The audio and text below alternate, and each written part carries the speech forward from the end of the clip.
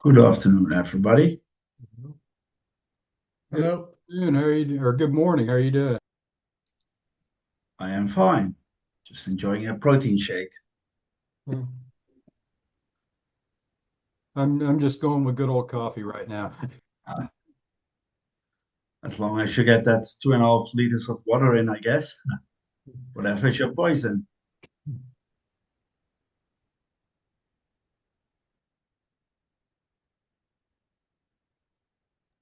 Hi, April. G'day, Colin. Hi, Peggy. Hi, Kevin. Hi, everybody. Good morning. Good morning. Good Bucky. morning. Good morning, everyone.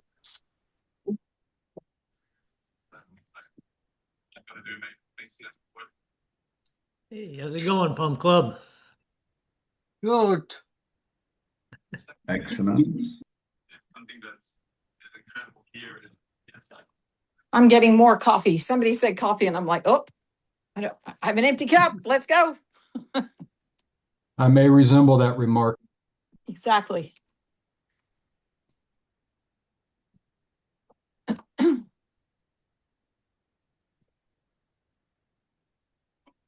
Which of you lucky folks are going to Nashville?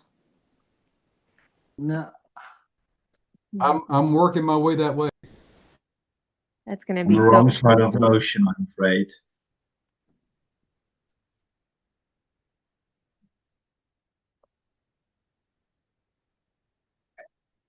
I was just booking trying to find a boarding place for me. I have an 80-pound golden retriever who needs some sitting while I'm gone. So, Oh, if I was close, I'd do it in a heartbeat.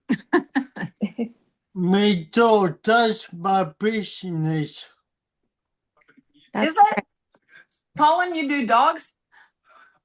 I take care of dogs and I put them and I do doggy take care. That's so cool. That's great. awesome. So, Guys, hey, Nick, coach. what up? Hi, Hello, Nick. Nick. you're the best. Yes, he is. Just break for a second you were not going to show. No, Yeah. if you guys are getting admitted, it means I'm here. Oh, Darn it. And I was going to run it. Shoot. Because I've gotta let everyone in as they come. So I was just handling some stuff in the background, um, while you guys got in and got comfortable. April, if you were going to run it, you'd have to put your beard on. That's true. Says who? yeah. Yeah, I would. I'd add the beard. I'd do it. You could pull it off, April. Nick says that Peggy and I are the mothers of the club, but Yeah, they're kind of like the Pump Club moms. We have sweet and I think we're spicy. bad moms. Hi, April. Hey. Hey, Nick, I was just going to let you know, if you get a Ford, you don't have to pull them as much. If I get a Ford, Yeah, you said you had a truck pull. yeah, well, I mean, you know the what Ford Fords usually stands for, drive right? Fix themselves. and So. repair daily. Oh, Found on road dead. Down on roadside dead. Listen, I got a Chevy sitting in the driveway, Well, that's a safe place for it. and a Chevy's never left me stranded. I had a Chevy Ford Cruze. Taurus in the early 2000s, no, late 1990s. I had a Ford Taurus and it spontaneously combusted in the supermarket parking lot. Yikes. wow. Yeah. I That's thought Pintos terrifying. did that. Yeah. Wow. Well, you know what Oh, they sorry, do with Pintos all the are old bad. Fords, right? That's why they put all those LS motors in them, so they My can actually parents go have a fast for the first time in their Toyota, life. Wow. So bad.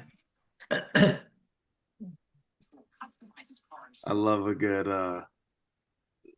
rivalry when it comes to motors. They're fun. So no Mopar fans in here? I mean, not anybody that likes to move out of the parking spot, but I'm a top fan. you know, Dodge would have a better dog in the fight if they just figured out their transmissions. Yes, 100%. I totally agree with that comment. And if they I learn, always said if I were to build something strictly for towing and torque, I'd put a Cummins inline six on an Allison transmission. Yes. Yeah. You can't, this country just doesn't like diesel, man. I don't know why. It just Well, just where are you at? I'm in Ohio. Oh, there's a huge diesel community out there.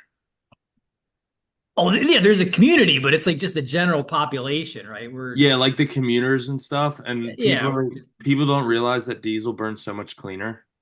it's cleaner, it's more efficient, hell Hmm. of a lot more powerful. So, man, but hey, what are you gonna do? My thing with Mopars is they just, to this day, they haven't figured out how to keep paint on a truck. I had the old, 80s Dodge van or 90s Dodge van at one time, and it's like it's like, what color is your van? I'm like, like every other Dodge van, rust. Rylon. Yeah, pretty much. 318 was indestructible, but It's one of the few. Looks like the surge has slowed down. So, before we get into the form checks, I heard someone mention it, but the Nashville sign up thing is in this article as well. So, again, if you want to go, plan on going, um, make sure you click that link and get in there. So I think we're up to like 13 or so. So we can get that cooking. Um, for insight for that, my plan is to do something a little different this time around. Instead of just showing up deadlifting, I want to do a farmer's carry.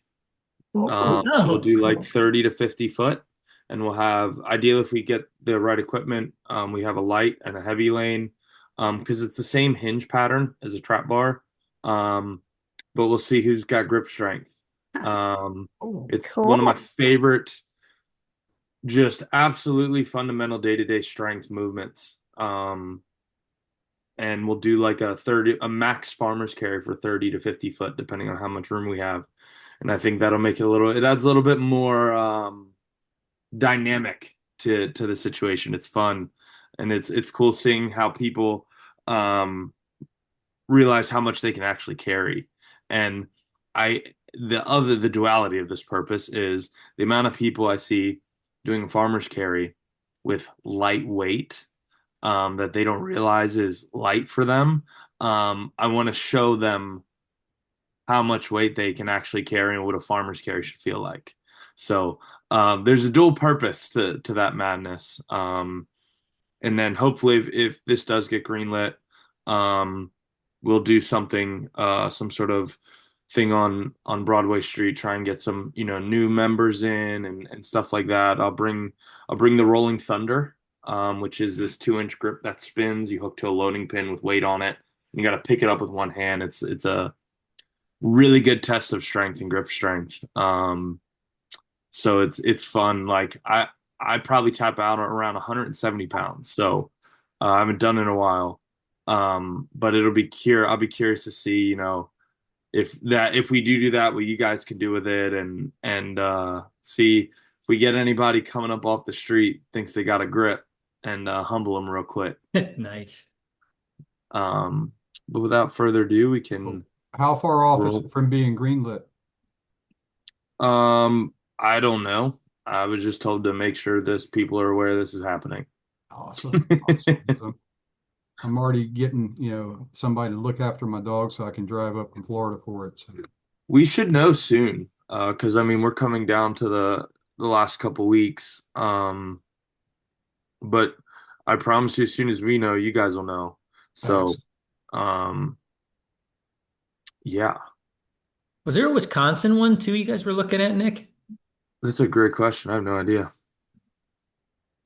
I recently found out about it. I knew about this about the same time y'all did. So Chicago has been mentioned in the past. I think Jen's offering some sort of a women's camp in Wisconsin. That's what it was. I think that's it. Yeah, she is. I know she's doing a on women's the only workout destination at a list. gym in Grafton, just north of Milwaukee, in August. Got it. Okay. I'm nowhere near there. I'm in Washington State, so That's a trick. Yeah. I wish I could go. I already have a trip planned, but seeing Gunnar Peterson's gym is going to be amazing. Like whoever's going, like, or whoever can go, please go. Where It's gonna is be it awesome. actually at? I couldn't find anything on the web for it. I think Coop with Garage He's Gym in Views. Franklin, Tennessee. Yeah. Okay. Yeah.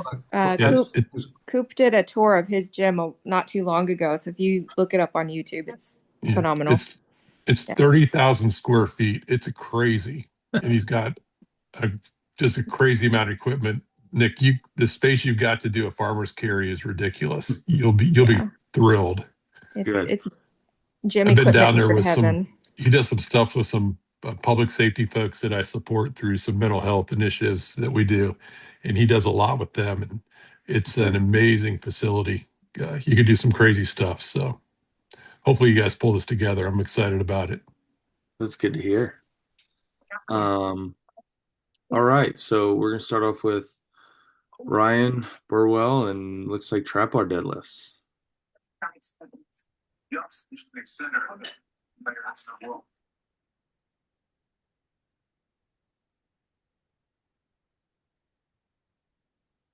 Pretty good. Brian, I would argue to bring your hips up slightly and bring you what it will get your hamstrings involved sooner. You're very much almost squatting this, and that's the nuance with trap bars. You can actually get away with a more of a squat position, but we want the hamstrings and the glutes to really be able to do their job. So I'd bring your butt up ever so slightly, and your bar path is great. Your knees are your hands are coming up the side of your knees. That's what we want. But I honestly think if we just bring your hips up ever so slightly, literally from here to see how they kind of come up and forward slightly. But if we bring them up to right about here, I think you'll have a little bit more power off the floor. Okay, great. Thank you. Yes, sir. Oh man, Ketchel. He did tell me to wait till he's on for this.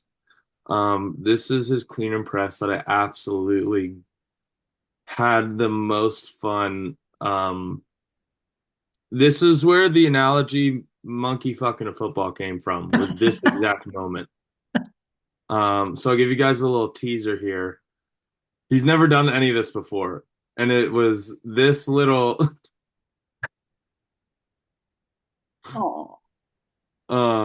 we'll come back to that when he's on, but I had fun with that one on him. It does not look like that anymore, for anyone wondering. We've come a long way since then.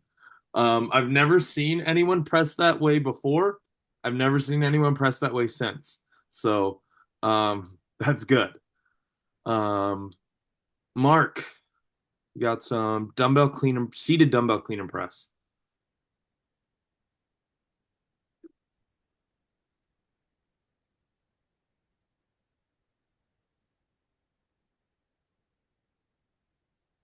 Good. So your bar path is really good. You're not swinging them out in front of you. You're coming up pretty vertically. The only thing is I would like to see you clean them a little more violently, a little bit more like oomph in the actual clean. So the ceiling for how much weight you can do it with isn't capped by your clean. But your press is great. I mean, you're getting them up into a solid position. You're driving your elbows are stacked under your wrists. You're driving up over your head. You executed the execution of it all is fantastic. Just a little bit more violence on the clean. Just a little bit more of like an oomph in that clean. Because as you get heavier, that slow clean, it'll stall out. Yeah, right. We want that momentum. Yeah, that was the part that felt a bit off to me because I don't know. It just felt a bit too. I don't know. It felt off somehow. It was just slow. That's probably why. So you speed that up, you'll notice quite a difference. All right, I'll give it a shot. Thank you very much. Mm-hmm. Chris M. front squat. So looks like using 3 fingers, referring to his rack position.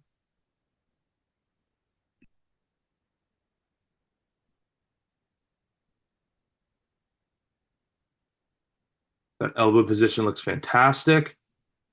Walk out, took his time. This is all good things. Chris, these are lovely. Look at him maintaining that upper body position due to that, him holding the bar in that front rack. Beautiful job, Chris. Depth is fantastic. Well done. Love those.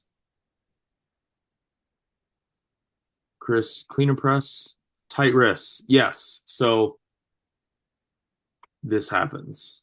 I feel it too on my cleaner presses, especially if I've done front squats the same week.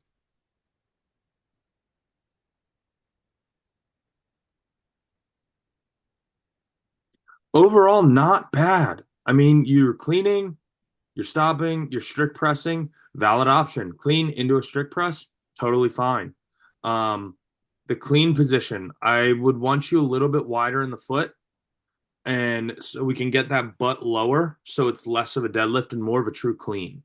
We want to load our quads more so we have less hinge, which creates a straighter bar path, and we have a vertical drive. So we'll come a little bit wider with the legs, and kind of just, I would say, put your shins just behind your thumbs or just inside your thumbs, so we have clearance to drop those hips just a little bit, so we can keep a nice proud chest on the clean. Because we can use more leg in that clean than you're using now. But your strict press looks great. I love it. You're moving well. Bart Rak, bench press. 2 PR fails. Let's see what happened.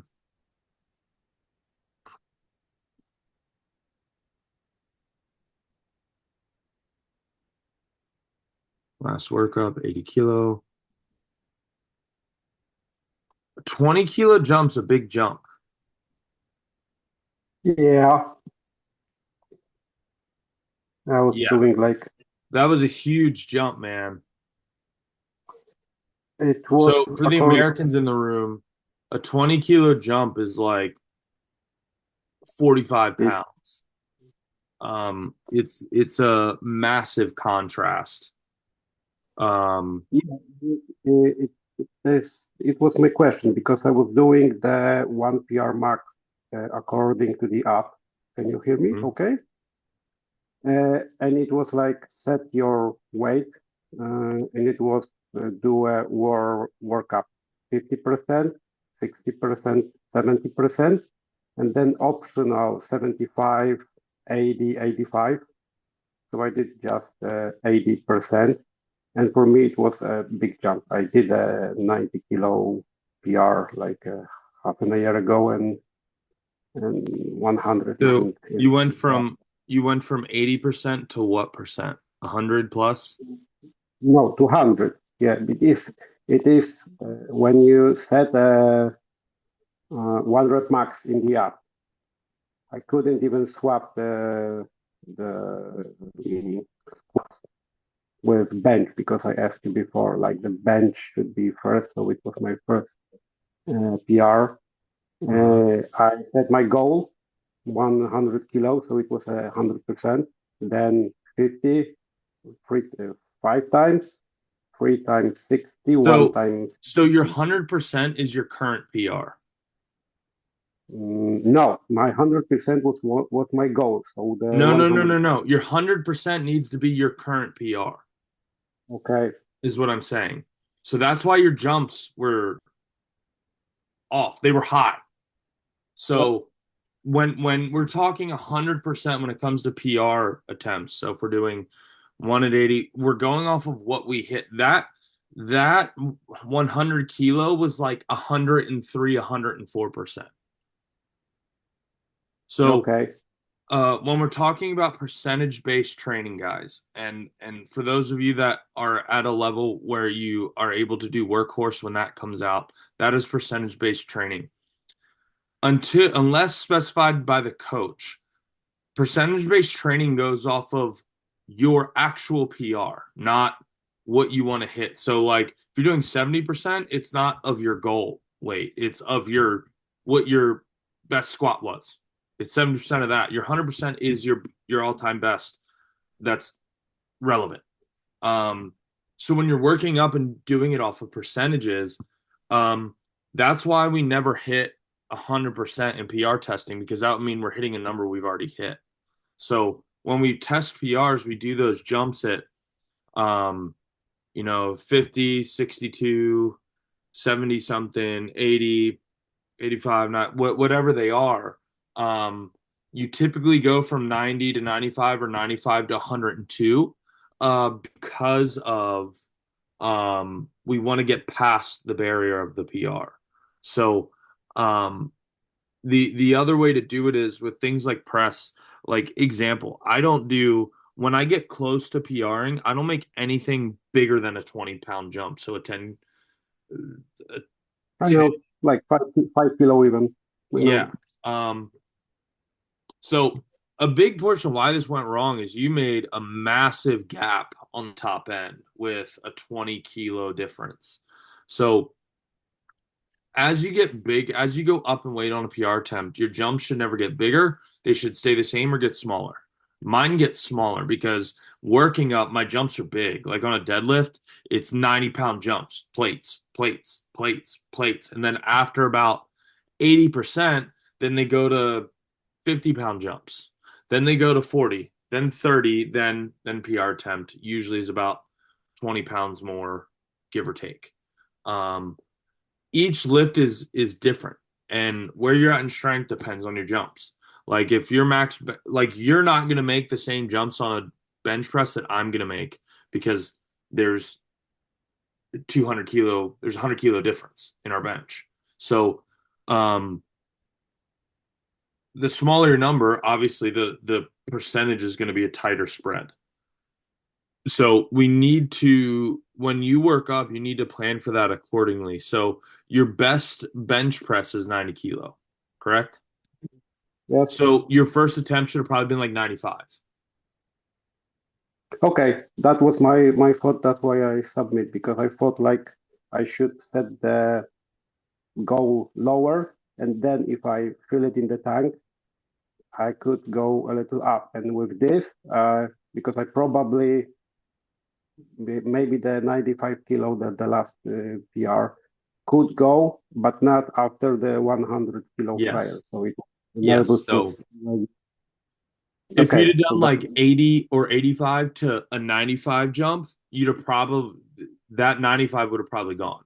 And then it was just, there's a whole nervous system thing happening. When we make too big of a jump, our nervous system, it shocks it kind of. And we don't want to do that. We want to be ready for it. So yeah, I've made this mistake.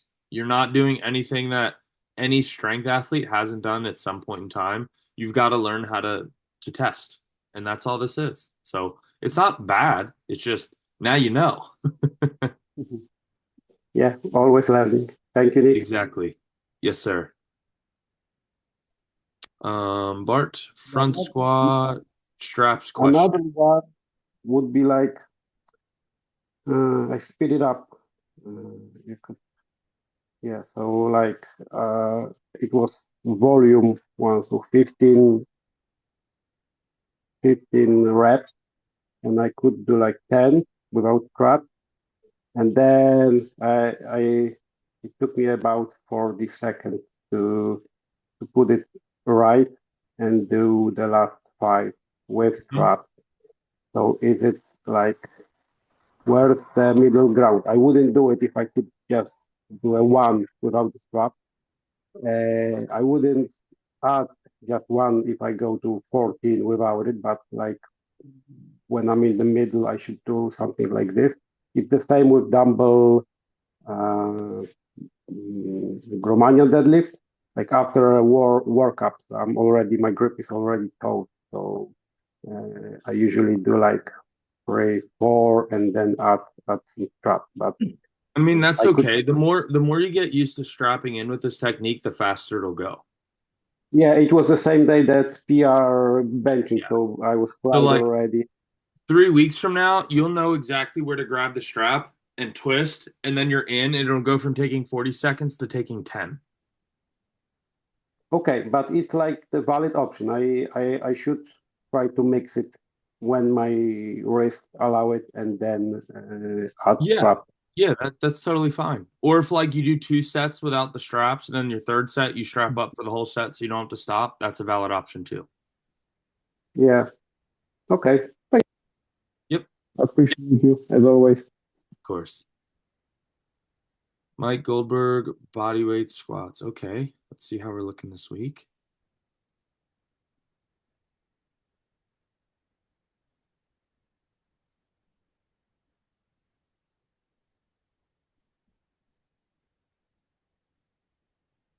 So this bottom position right here, Mike, you see how we're folded over?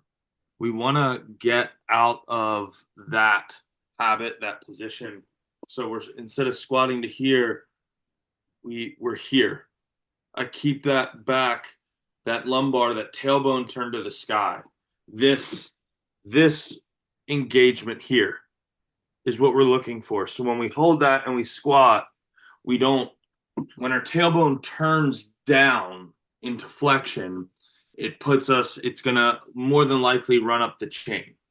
So fighting for that position, keeping that tailbone turned in the sky, bracing and holding that position with your, keeping that tension with your core and sitting down and keeping a proud chest, try and find the wall with your chest. What you can do actually as well is you could even do it on a wall. And what I mean by that is, yeah, I think that'll work. So one way to do it is here. I put my forearms up against the wall. I squat. I can't go forward because I'm going to squat into it. As long as we get our distance with mine, works out. So I'm here. And I'm riding that wall, that barrier to push me back and keep that chest proud and getting you used to being in that little more upright position so we're not folding with our entire back.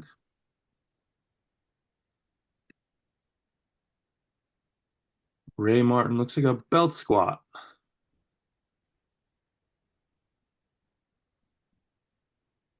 So belt squats are slightly different because they load below our center. So the mechanism specifically targets everything below that belt is what's loaded. Everything above it can be used as an assister coming up out of the hole. They typically have like the hand bar. You'll see guys be able to do a shit ton of weight on these because leverage is in your favor. You can have the hand assistance. And you can do it varying degrees. You can sit back further. There's a whole plethora of plane you can work with on a belt squat. Ray, the thing that I would challenge with you on these belt squats is I love the weight and the effort coming out of these. The thing I would challenge for you is really try and push that, just like I did with the wall example on the bodyweight squat with the safe back here, where Mike was struggling and we go up against the wall to use position. Use that bar for the same thing. So when you're in the bottom of that belt squat, you don't accidentally cheat and let that belt pull you forward. And it's not necessarily cheat. It's just that can put torsion on that lumbar. And it's not something we necessarily want. So that might adjust your foot position. Let's take a look at the mechanics here. Yeah, you see how at the bottom, your glute starts to travel forward, swing down towards the heel, and you're compensating by completely breaking down. Versus if you slid your feet forward, it would allow your bottom to come forward, so it could have a more vertical plane. Because the reality of a belt squat is there's an arm, and it has to do like an arc. So we have a sweet spot of playing with where that arc is, so it's not pulling us in, and it allows us to keep our posture in some way, shape, or form. Jacqueline, looks like RDLs.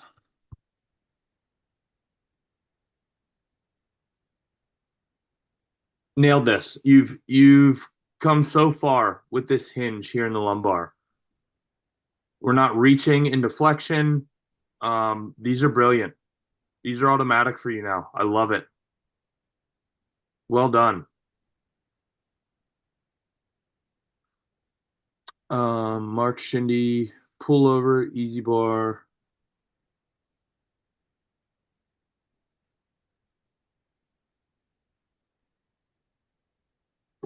So you're doing a hybrid of a tricep extension and a pullover. Okay. A whole lot's getting worked here. So a pullover, imagine my back is on a bench. A pullover, we keep a certain angle with our elbows. Whether it's here, doesn't matter. Mobility is going to be a factor there. But if I'm laying back a pullover, I'm fixed in my elbow position. So keeping those elbows from falling out, keeping them kind of in, and I'm driving my elbows back to my hips. So I'm pulling with my lats. Yep. Whereas you're getting this bit and you're doing like a pull into what I would call a rocking tricep extension. This is technically closer to a tricep extension. And it's what a lot of power lifters do.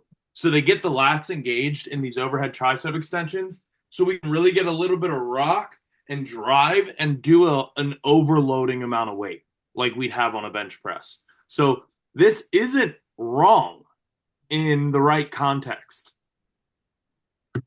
But for if we're doing just a pullover, we need to create a fixed angle, whether it's here, whatever clears your head, and you're able to strictly just pull as if you're doing like a straight arm lat pull down. Like this, that's what it is. Yeah. That's what a pullover is just a different plane of a lat pull down. And with the difference between a pullover and a tricep extension is if you were to keep your elbows fixed up here and then you were to do like a skull crusher, you're doing like the power lifter version of a like a rocking tricep extension. But would you even recommend do it with an easy bar? Because I did it a couple of times with the regular dumbbells, and I hate to do it with dumbbells. I don't know why. It feels awkward. So then I switched, and that's why I submitted the video. Like it felt a bit different. I've done them with easy bars. I've done them with the Swiss bars with the neutral grips. I've done them with hands. Yeah, the implement I'm not that concerned with as long as we get the movement correct. Okay. If that's better for you and feels more comfortable for X, Y, and Z, easy bar's fine. Okay, good. So I might need to go lighter and lock it in. And all right. And then I also did the deadlift a couple of times, and I'm still not there, but I hope I get there.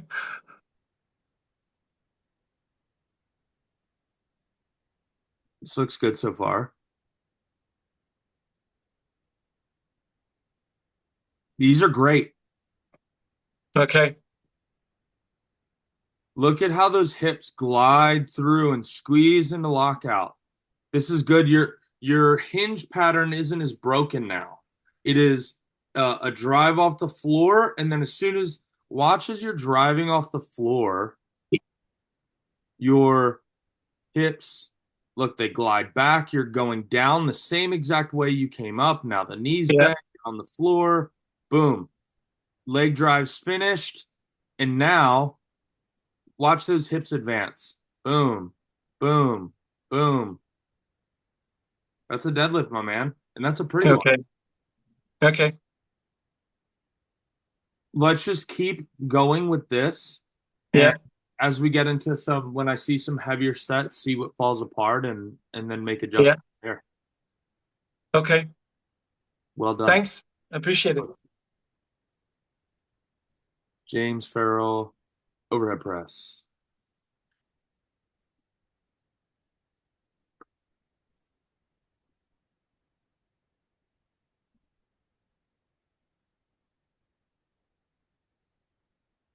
Good. Good strict press. You see the hips always come forward when we're strict pressing.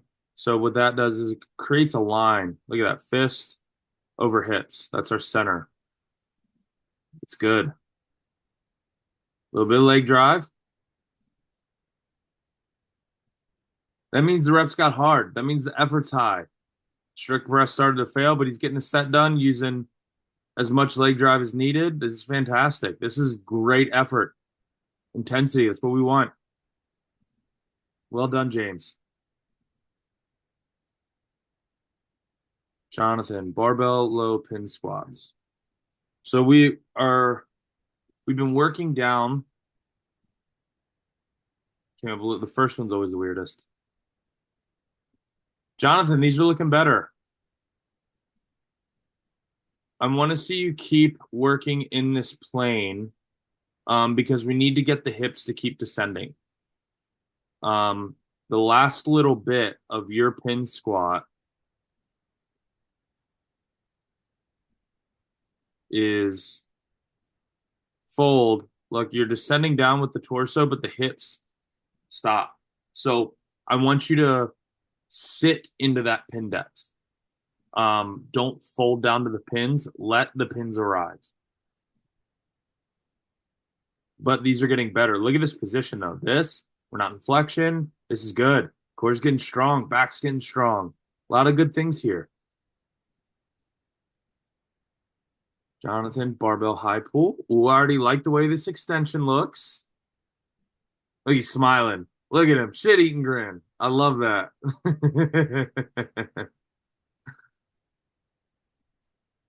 All right. So, right idea. And overall, it's not bad outside of my fucking Wi-Fi. So, with that high pull, Jonathan, I'm going to see you get a little bit more leg drive. So, as you hinge down and the butt comes back like an RDL, I want you to initiate it by pushing the ground away. So, it's just here. Bit, and then as our hips come through, we want to get them through. We don't want to pull and be behind. We want to pull and get back with that upper body. So as we pull and we're coming up and the hips come through, we're getting back. We're not coming over the bar. We're pulling it up and back. You might have to go a little bit wider on the grip to give your body some clearance to keep those elbows up and get back into that extension.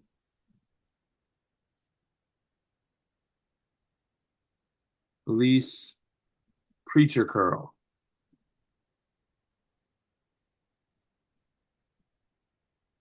You'll see the problem on my left arm.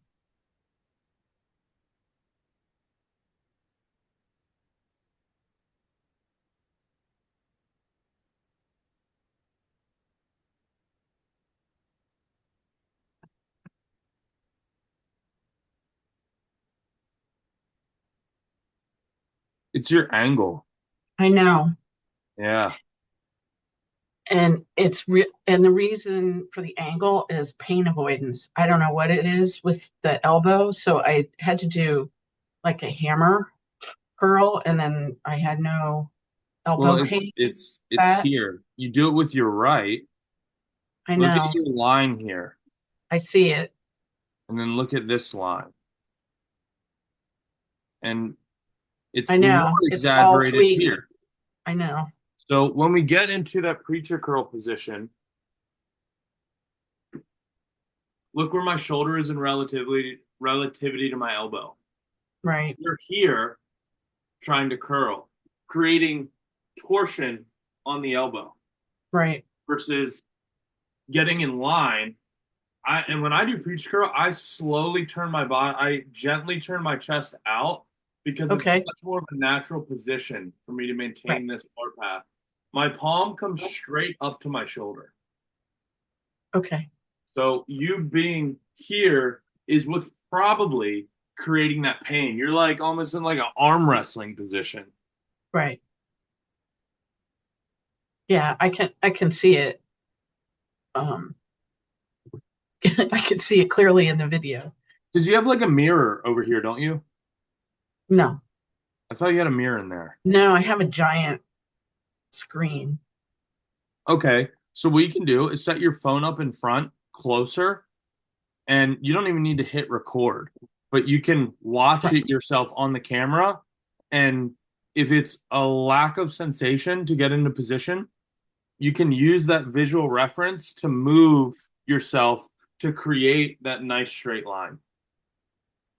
Okay, I'll try twisting. I'll try what you're suggesting about twisting my body a little bit.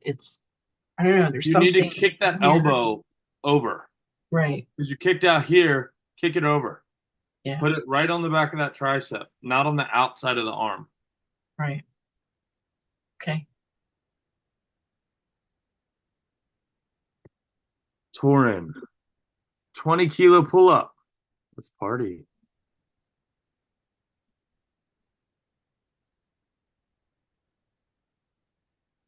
Oh, my Wi-Fi allows it.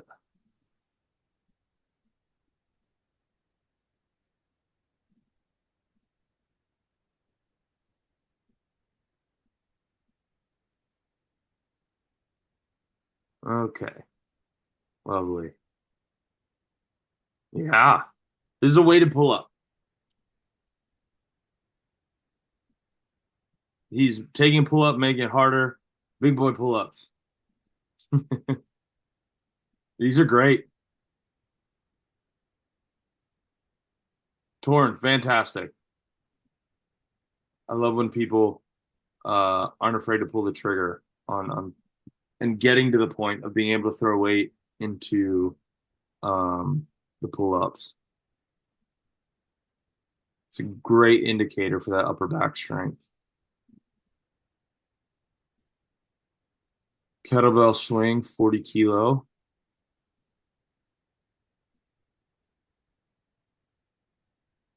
These are good. You notice how he's arresting that momentum with his legs and then hinging?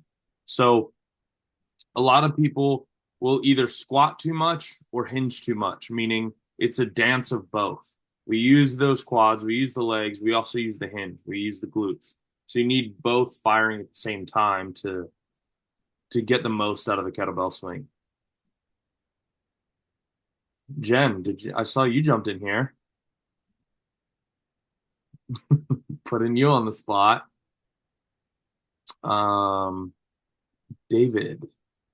Keller looks like incline dumbbell press. Good. We're not kicking back out of line with our elbows and our wrists.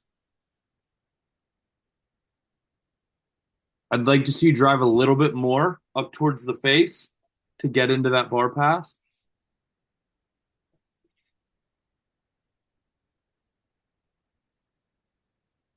But these are good. I didn't want to interrupt. It's great to see you guys.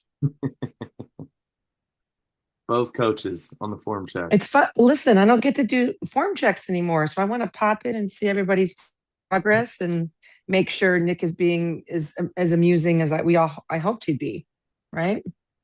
I do my best. No, you're amazing. This has been really fun. These look good from the front angle too, man. You've got great range of motion. You don't necessarily even need to go that super deep point right there. I mean, that's you're down there. Realistically, if those fists stayed at the chest line, where barbell will come in contact, that's all the further you really need to go. But if this doesn't hurt and it's not painful, fair play.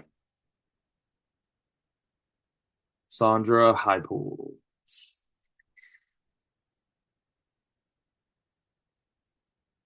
Jen, I hope you stay in here for when Ketch hops on. We're going over his first clean and press video, which is where the phrase the monkey fucking the football came from. Wait, when are we doing his video? It's the second video, but he said when he hops on, so he should be on sometime soon. Okay, I have to leave in 20 minutes, so let's pray. I would love to be there for that. Okay. Sandra, these are good. I want more violence. This was my most violent one, but that's good. It's good to know. Sandra and the word violent. Just be less polite. How about that, Sandra? Okay. Just less polite. Try that. You and Elise, when I tell you guys to add some violence into the movement.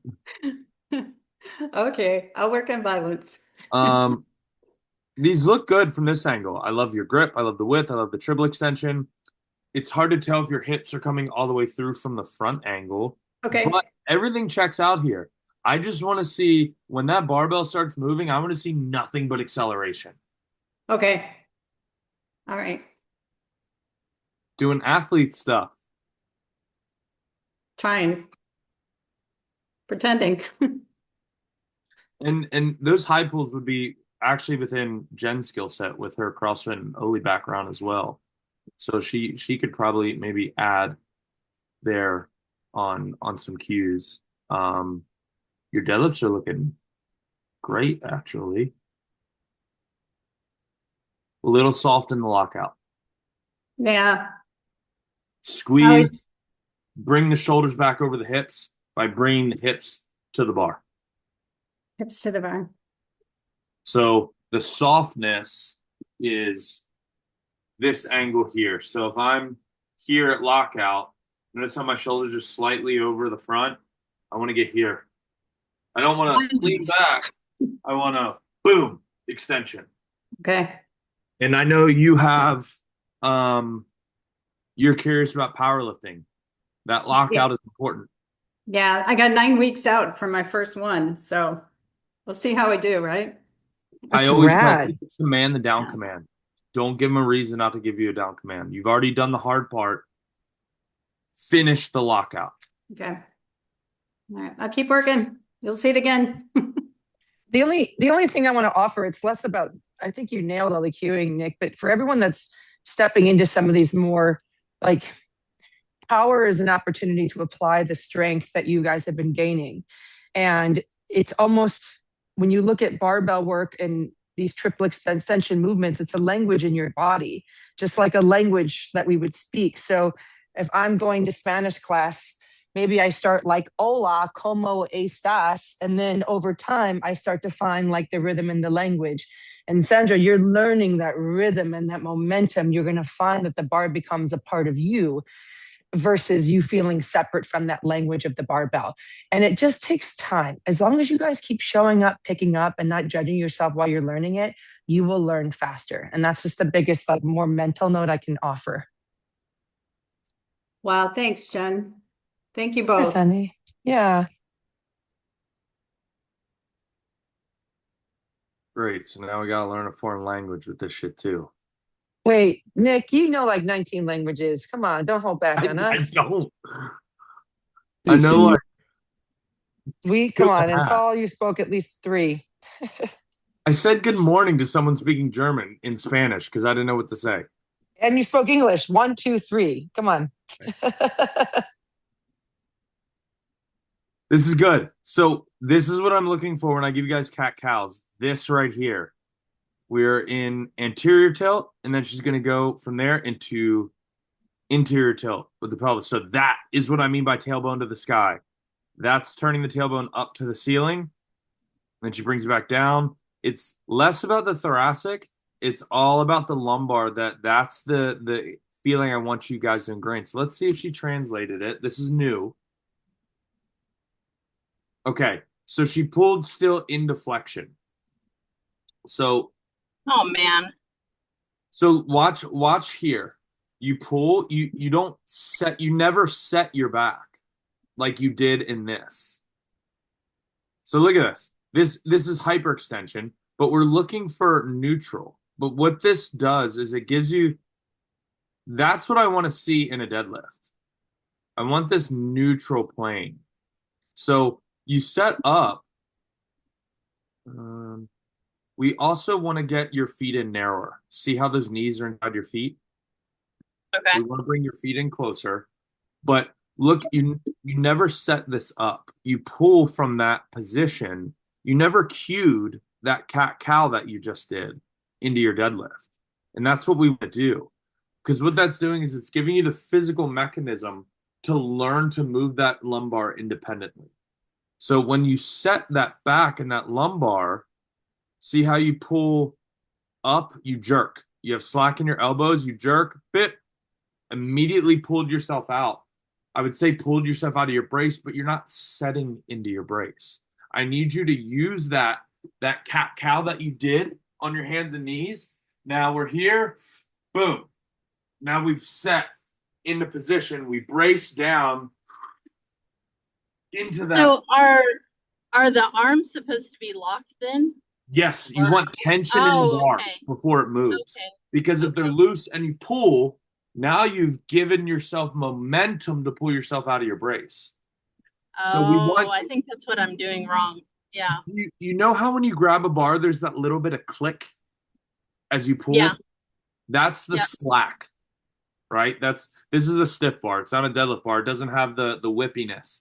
So what I want you to do is when you pull in, you set that lumbar like you do when you brace, you pull that little bit of click, slack out of the bar so everything's loaded enough that there's tension, and then you push the ground away.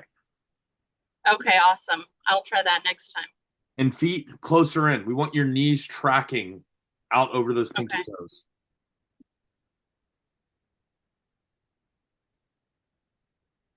Andres.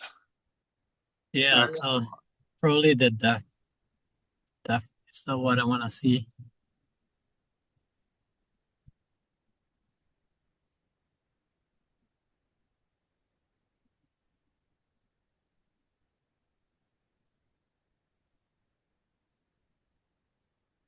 Ooh.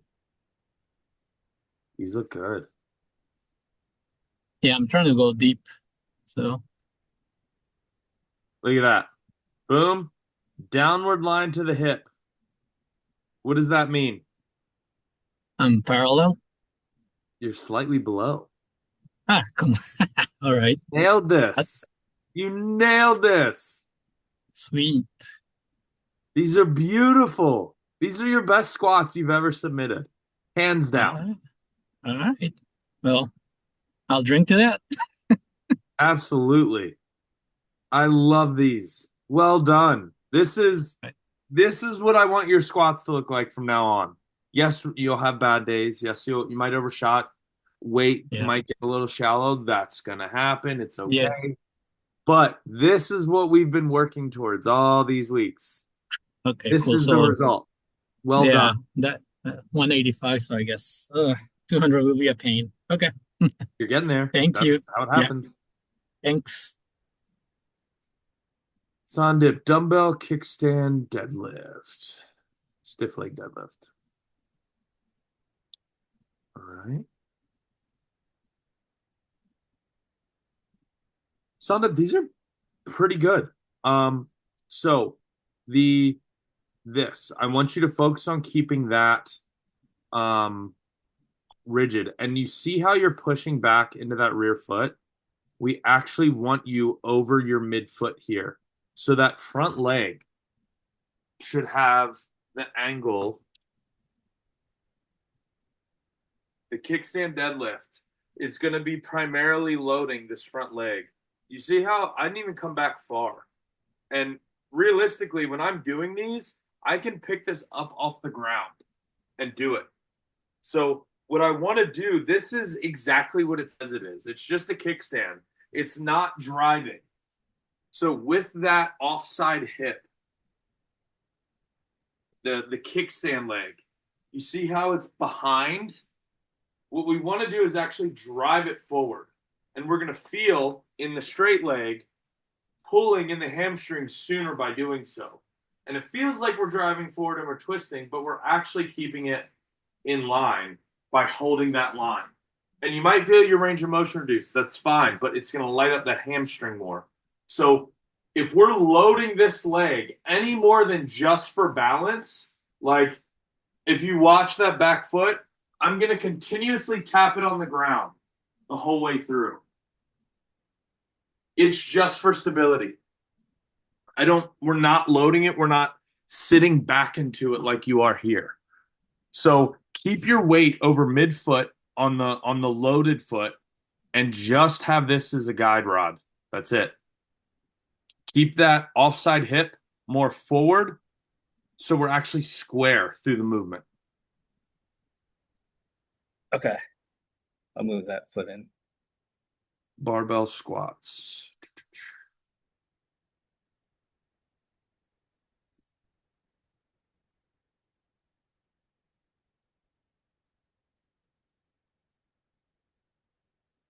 Your best squat yet, hands down. You are trending in the right direction. How'd this feel? These felt good. I moved my feet out a little bit more, like a skosh more. I'm still trying to get a little lower, but I find that my legs start to shake. You might have gone too wide. And this is the minuteness of adjustments. If you come in a toe width, literally take your big toe width, come in that much. That's it. It might your body might go, oh, okay, this is where we're supposed to be. And the leg shaking, I'm not worried about. This is a new movement for you as a whole. So that could be exposing a weakness. It could be just lack stability. It could be that you are too wide and it's in a not advantageous position for your driving back up out of the hole. But the depth isn't the depth is close. You're a little high. You're just a little high. It's not much. Yeah. But look at this. What I'm really stoked about is you're not folding now. You have a nice neutral back here in your squat. So now we've got this sorted. Now we can figure out what we need to do here to get you in that optimal position for your body. So it might be bringing you in that big toe width. It's like an inch, if not even. I doubt your big toes are an inch wide. They're probably like 1/2 inch, 3/4, whatever. The number doesn't fucking matter. It's the fact that I want a small adjustment. We're going to move in small adjustments. Your overhaul of squat is done. We're through that. Now we are pinpointing certain things to get it going smoothly. Okay. Is that where both feet, yes, both feet come in? Okay. Yep. Don't turn. Keep those toes pointed out, but just bring your whole foot in that much. That much. Yeah. Okay, got it. Thank you, Nick. Of course. Julianna, dumbbell bench press.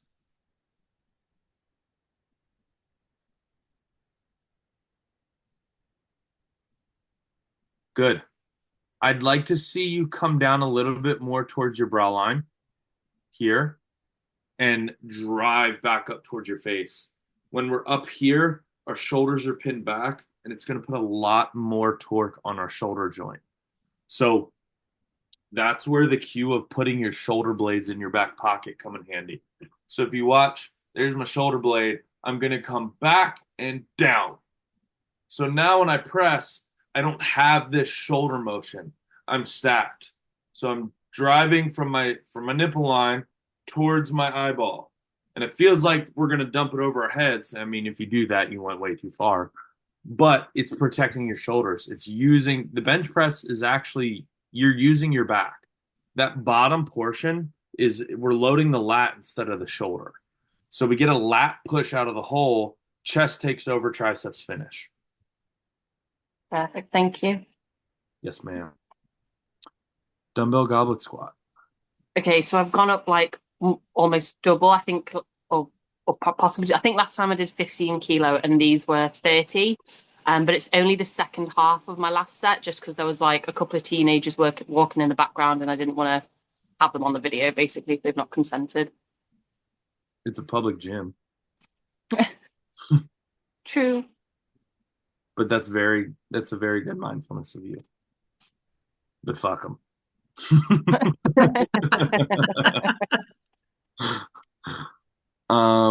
These are good. You doubled the weight. And it virtually doesn't look that much harder as the last time you sent this in with half the weight. What does that tell you? I need to go heavier. Oh This is good. This is good. You're getting confidence. You're realizing how strong you are. Let yourself be strong. I mean, those were good reps.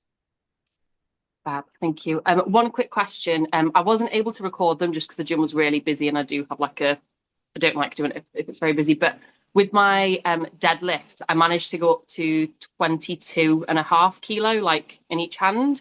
And I found that I felt like my legs could do it, but like my grip kind of failed. Should I invest in straps? Yeah. Yes. Cool. Use them. Don't use them as long as you can. And then when you get to like, say you have 3 sets and you feel your grip starting to go at the end of the second, strap up for the 3rd set. Okay. Perfect. Thank you. Yes, ma'am. Lisa. So Lisa is also is interested in powerlifting. Luckily, she is in a place where I used to live in Arizona. I connected her with my home away from home, Liberty Performance, to go in there and get the know-hows, the rules, the commands, understanding of what she will need and what she needs to listen to. So she goes into a powerlifting meet and knows what the commands mean, when to expect them. My boy Zach over there, good people at Liberty.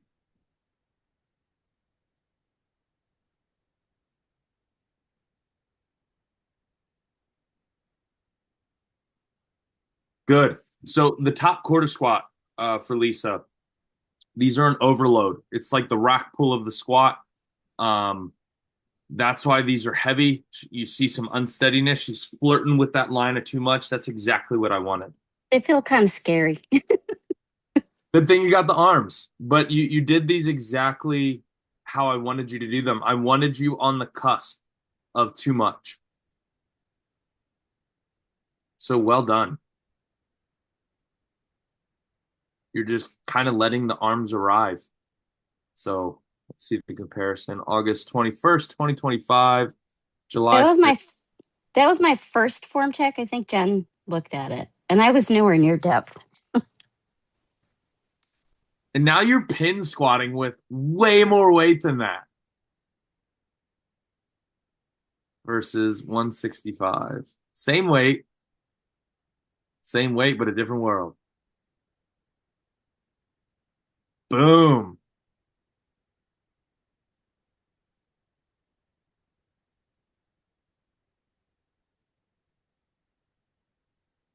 Also, I do want to make note. Look at the difference in hamstring mass. Look at that. Look at that. Just, I mean, the leg mass in the two is incredibly noticeable. So you're getting stronger, you're getting bigger, you're doing all the right things. What I thought was hilarious is I filmed this video and I put it side by side and I realized I'm not wearing the same shirt. I bought another shirt the exact same color. I just assumed it was the same shirt. Yeah. Yeah, you can watch Nick on the clothing. Well, listen, I thought April was fucking with me and she was just sending the same video over and over because she wore the same outfit, like the exact same thing, the exact same camera angle, like everything was exactly identical. And I'm like, I don't know if she's fucking with me but it was just the same outfit. So she just. Okay, I went to high school with a uniform, so I'm into and then I went to military school, so I'm used to having one outfit. Like I know what I'm wearing the next day. That first rep was gorgeous. Yes. Okay, Nick, look at my heels. I am pushing down on those heels. I'm really trying to stay on my heels. Do you think that my heels are moving too much? Not really. I think if you were like a lifter, we wouldn't see that deviation. But there is the thing with the plates is there's gap in contact. So if you were like in a lifter, your whole foot would be in contact. Whereas with the plate, there is a gap in contact. So Okay. it's what I'm seeing more so is a little bit of power transfer because the rest of your body, you're driving back. You're not falling over. So I don't think the weight dispersion is changing. They get a little bit light, and yes, you get subtly ever so subtly forward. But it's I think it's just a matter of flexion rather than where you're actually, because I think you're still driving through the midfoot. This was also the fifth set. I was tired. You know, it's only 95 pounds, but by the fifth set, 6 to 7 reps, I was kind of done. But do you think now that I can start to practice with going up in weight? Yes, absolutely. Okay, great. Yes, Thank you. let's add some weight. But the goal is I want you to keep striving for that depth in that bar path. Yeah. I have to try to look like Andre. Yes. Got it. He got there. Thanks. Of course. Jan, seated dumbbell clean and press.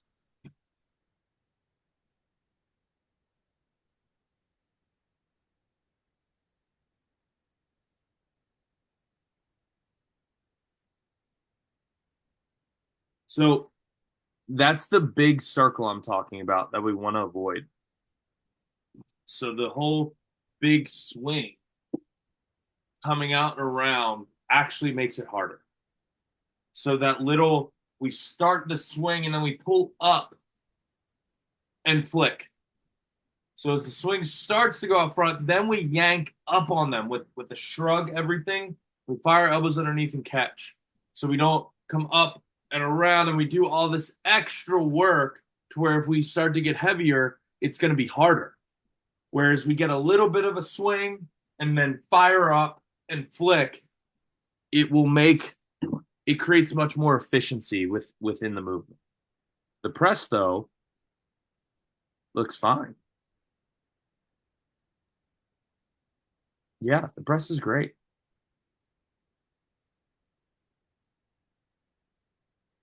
Ben Riley squats. Just so you guys know, I have a hard stop at 1. Hey Torin, we just did your pull-ups. I have a hard stop at 1 because today is the equipment testing. I'm pulling a monster truck on Saturday. Nice. And I have to do it twice. There's a 2 p.m. show and a 7 p.m. show. It's a whole monster truck thing, jumping through the air and stuff. And today's the equipment testing, so I've got to go test the equipment, the surface, all that stuff, and do some like test pulls. And that's starting at 2, so I have to be a hard stop at 1. And you guys need a know spare, Nick? I always come back and finish what I don't. So Ben burying his squats.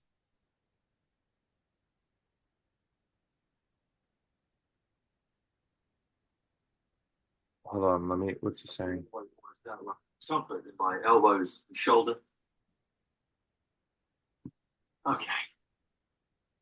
I'm finding a lot of discomfort in my elbows and shoulder, but I've experienced if I go super wide, like all the way almost down to where I'm touching the plates, that is very comfortable. So let me know if that's insane. It's not insane. It's a very common thing. On days where, say my back squats come after a heavy overhead day, my shoulders and elbows are a little bit beat up, I tend to be a little bit wider. With that being said, we can acquire more shoulder mobility. What a lot of people don't realize, a big culprit is actually the chest, not being able to get back here. But that is a valid option, widening your grip, permitting you still keep that same dictation and control over the bar. Ben, that doesn't make you crazy.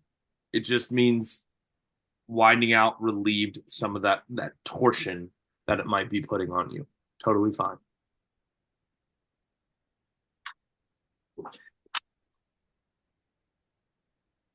Getting on his heel blocks.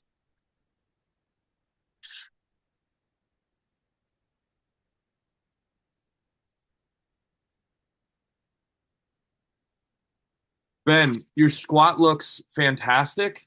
I have no issue with the actual squat itself. Your range of motion is beautiful. The heel elevation definitely did its job. It's clearing, making room for the hips, getting you into some anterior tilt, widening the grip, totally fine. Permitting it's alleviating that pain in the elbow and shoulders and whatnot.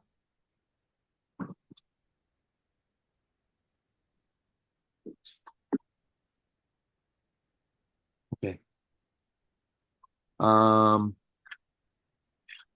Ben Riley BSS. Oh, Bulgarian split squats. Duh. Ben, you've lost so much weight. You look amazing. Yeah. You look so good, buddy. God, killing him. All right, Ben. So the main thing here is I would like to see you a little bit more upright in the torso. So you may have to come a little bit more forward with that front foot so you can sit between. I would recommend what I do that has worked for me. What side we hold the dumbbell on comes down to mainly preference. I actually hold the dumbbell on my side with the legs back because it allows for clearance. So meaning when I do the split squat, I try to get, again, this is, guys, don't do these on anything that spins. The likelihood of me busting my ass goes significantly up. So I hold it in that off leg. Reason being is I feel a little bit more, I get my core engaged a little bit better, and I just have that clearance if I'm here. So reason is the gap while you're folding is I think you're too close and you're having to generate that flexion, and with the hips, the ankle ability to get back versus being able to sit. It's called a split squat. I'm splitting the difference. I like to say I'm splitting the difference between my heels. So it should look like I'm doing exactly that. And I have a nice vertical hip pattern, meaning that everything travels vertically. So Ben, I strongly urge you try holding it in the offhand, meaning the leg that's back, hold it in that hand, and that might feel better. That's what I've noticed.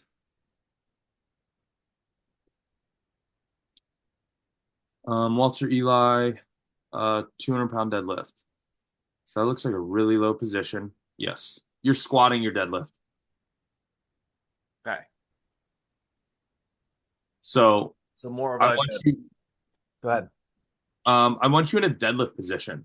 So you're forcing a bigger range of motion, loading the quads. I'm gonna guess because you're back, you're trying to protect it. Ideally, that is more of a deadlift position. Your body's trying to get there. Yeah, I was trying to distinguish between a Romanian deadlift position. I'm thinking I was squatting because I never did deadlifts before. I was always doing RDLs. Okay, yeah. So it's the deadlift is going to be between an RDL and what you're doing here. So from here, you're doing it at a deficit because of how small these plates are. So if you have, say, a block or something, so rule of thumb, from the end of your barbell to the ground, 9 inches is roundabout where a conventional plate would put the barbell. Bigger plates on it. But in a pinch, you can always elevate the barbell, set them on blocks, whatever. That is a valid option. Screw some 2x4s together, creating like a square. Rubber mats, valid option. So this low position, all that needs to happen, your hips need to come up to somewhere in here.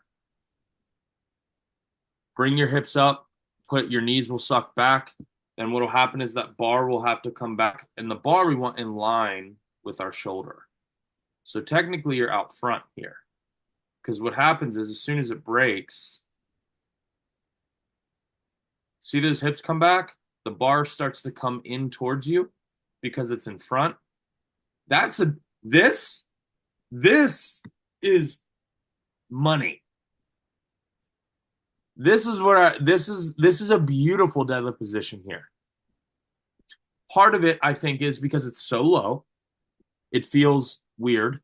But this is probably close to what the height would be, maybe slightly lower. But I want you to create this position. Maybe we could get a little bit higher in the hips and a little bit more hinge. Got it. But this is not bad positioning. You've got the right things. We just need them at the right time. All right. Your body naturally is putting you there. Listen to it. All right. Time to build something for these plates. Now this is where I was doing RDLs, but then I lost track of my reps count, and then I was basically I went too far, and then I was yeah, the back. So I'm wondering if you could see how I hurt myself, because I want to make sure I don't ever do it again. Reflection. Is the rep in here that hurt? Yeah, it's at the very end. So sorry, you're gonna get to it. It's only 9. So the trick with an RDL is we want our hips to be on a glide path. That's where the magic happens, pun intended, ha ha he he's, is in the hips, right? So what makes the RDL do its job is what lowers the bar and raises the bar is my hip position. My hips come back, my hips come up. So they're not descending as if they would at all on a conventional deadlift with leg drive. It's just the hip glide. And we're pushing them past our heels. My toes, can't see them, but I can wiggle my toes. I'm pushing them back, but I'm not losing this neutral spine. And your depth is mitigated by your range. It is completely dependent on your mobility in this. So I'm super tight right now. So as far as I can go is there before I have to actually, now I'm folding. So that's as far as I can go right now, which isn't much. I'm not warmed up. I'm not stretched out. So I've got limited range of motion. Yeah. So I don't need you to reach for the ground. So let's look at these. And I would say, so this is a good start position. This is a nice hard lockout. Glutes are through. What you're going to initiate it by simply just pushing your hips back. And your range of motion stops there. You're there. Yeah, before this starts to go and cave. So if we get into that last rep, yeah, look how much folded you are from fatigue. Oh my gosh. So you just weren't supported, and that's where the brace comes in. So before every descent, you're going to go force that belly breath in. Are you familiar with the breathing and bracing video in the master class? No, I haven't gotten there. So go ahead and watch that. Okay. And there's an exercise you can do where you lay on your back, put a plate on your stomach, and you breathe, and you make the plate rise. And then when you bear down into that air, you'll feel your back expand down into the floor. And you're going to lay on your back, wedge your hands in the small of your back, and you should feel it pinch your fingers down between the floor and your back. That brace, squeezing, is what keeps me rigid. So this supports this. Okay. So when we're loaded, this needs to be rigid. And go ahead. I'm not going down that far. No, you don't need to go that far. Nowhere near that far. Got it. When you feel you've reached, when you feel those hamstrings pull and those glutes pull, and you feel that you have to start folding to get further, that's where it stops. Okay. Awesome. So breathing and bracing, understand it, learn it. If you're moving load in a hinge pattern, is you breathe at the top. Down, up, down, up, and that's your cadence. All right. You move well. That's the good sign. You just, for not having a paragraph, you just need to learn how to apply it. All right. I'm going to rewatch. Thank you. Yes, sir. Rear foot elevated split squat. Barrett, depth looks deeper. I like this. But this is good. Notice how her upper body stays pretty much vertical. She maintains position, and she's doing it all with that front foot. Well done.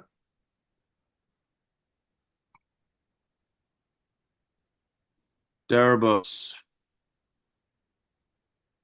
I love his name. It's such a cool name. It's very Westeros, Games of Thronesy. It sounds like a strong name. I don't know what it translates to, but it sounds cool.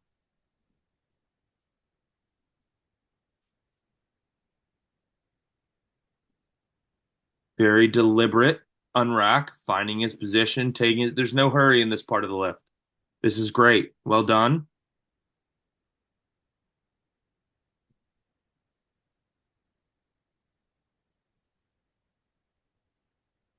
That looked good until my shit froze.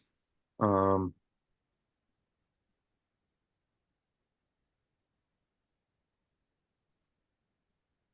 on. There we go. All right. So everything from the hips down is fantastic. Your depth is great. Look at that. Boom. So it's this. Look at it. The lumbar is in neutral. I love this. This position is what's kind of pushing you down. I want you to really crank in. So we come not pulling down on the bar, but we crank in our upper back and squeeze our upper back together and get those elbows. I want you to try and feel those triceps press against those lats, so you actually can have some upward dictation on the bar and bear some of the weight, so it's not trying to fold you over in that top part of your brace. So we want to brace and crank in, get upper back tension, and then sit into your squat. How you're squatting is great. This is a good piece of the puzzle that will really bring it to life.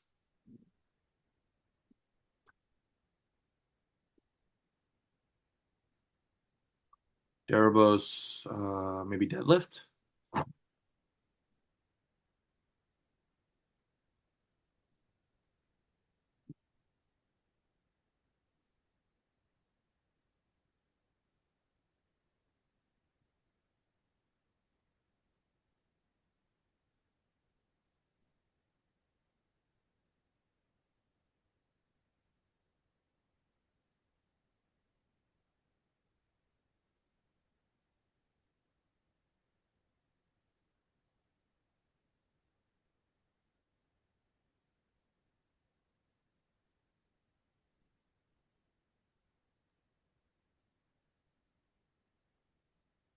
Good position. Ketch is here.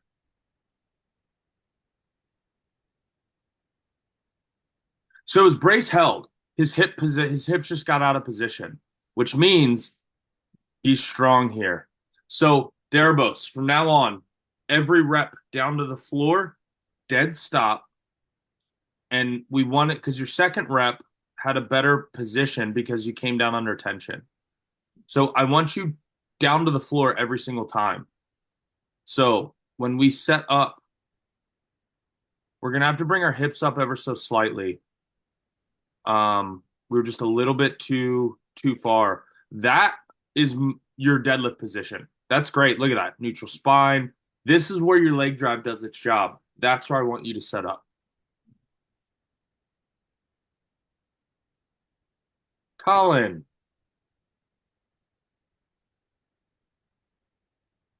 Yes, this knee position's better. Look at you fighting against that band. But that's good. But How'd that feel? I can out in the walk. Do you feel it more in your butt? Yeah. Good. And I've been doing air braces. Okay. For my arm ups. Mm-hmm. And I've been I'll email you a question. Yes, sure. Guys, you don't have time. You can email if you have questions. That's totally fine. Okay. Yeah, Guys, if you've got like long-winded questions that you need Yeah. that you need time to think through and you want to translate well, feel free Yeah. to. That's totally fine. Guys, But this is good. so I usually burn them out. You usually point them out. Is that what you said? No, burn. Oh, burn them out. Yeah. Okay. Throw him into I can't turn them no more. Yeah. I mean, we want good effort like that. That's good. Yeah. Are you at the point where you feel like you can start adding weight? You're moving good. Yeah.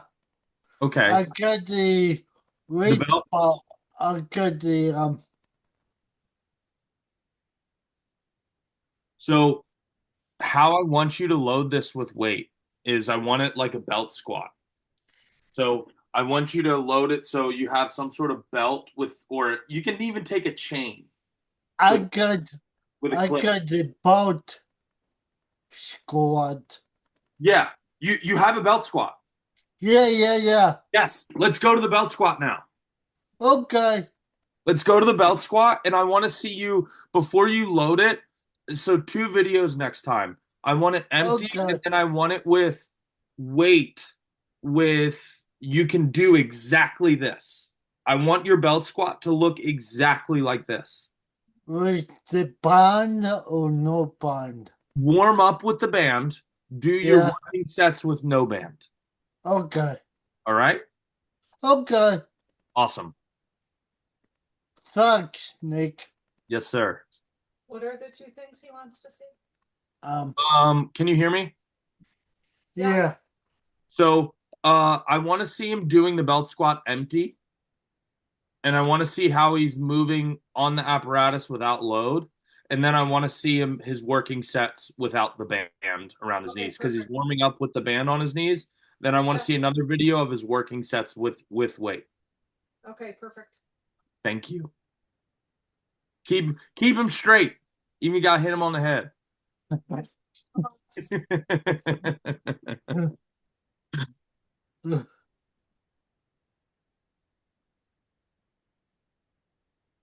All right, high pulls. Good, Jeanette. This is just a very strict high pull. This is totally fine. Keeping those elbows high, getting it up to about your chin. You do these very well, Jeanette. Thanks. Yes, ma'am. You can do it.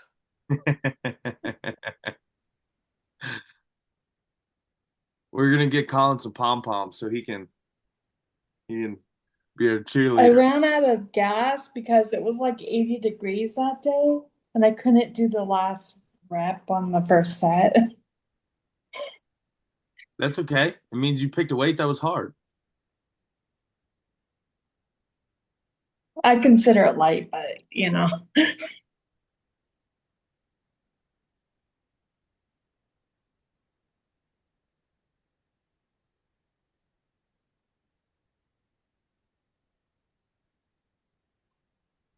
Moving slow today. I don't do well in heat, so that's my struggle because next week it's supposed to be hot again. So I'm like, how am I gonna get my workouts in? What's gonna be 80 plus? What's the rep it's calling for? The amount of reps? Oh, I've been all over the place this week because I've been struggling to stick to a program because it's like I don't do well in the heat. So that drop the weight. Less weight. When we know it's going to be hot and we know the heat affects you, it means you're not going to have as much power available as you normally would. So yeah, that's why I haven't been getting much outside time either, which affects me. So just drop the weight. Okay. That's all you need to do. So I want you to keep striving for the reps it's telling you to do. Yeah, yeah, Know no. that dropping the weight is something everyone does, including me. When I see, more reps, I go, uh-oh, it means I can't go as heavy.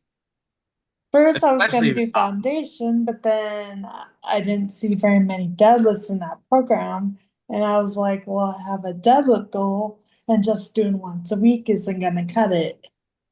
It could.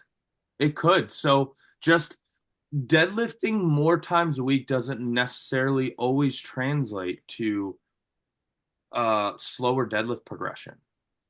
Um, it's a little more nuanced than that with lifting, but Yeah, I don't want you to be shy on a program that could help you just because it only deadlifts one time a week. Um, you have you will get progress by following the reps closely and doing the reps and lightening the load than you will deadlifting 2 reps at 225 all the time. So we're yeah. gonna get you there, Jeanette. We're gonna get you there. Well, because like I have a big goal, and so I even And told I Jen. I So promise you there's no one in this room more than me that wants to see you hit that goal. I just got to get you to follow reps. And when you realize following those reps will get you to that goal. So yeah, if it's hot here too. I know it can get humid up there in Washington. I get migraines and stuff and nausea with these. So So those are all signs of lighten the weight and focus on the reps. Because I it's going to be more conducive to when you're not feeling well. yeah, I mean, I know because it's easy. It would be easy to just do it on here, but then I wouldn't be able to deadlift. That's just barbell. I only have dumbbells here, so Yeah, that's fine. Greg Orloff, Spotto Press.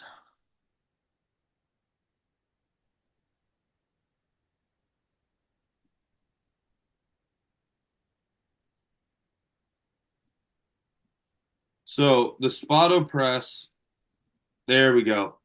The Spotto Press is a pause about 1 to 2 inches up off of the chest. Off the chest. Yeah, Okay. so we're gonna be like somewhere in here. Okay. So it's like a stop 1/1002 press. But the actual bench technique looks fine. Okay. Awesome. Thanks, Nick. It's a very nuanced little variation, but it's really, really good because it's adding time under tension. Well done. Just now you know where to pause. That's all. Okay.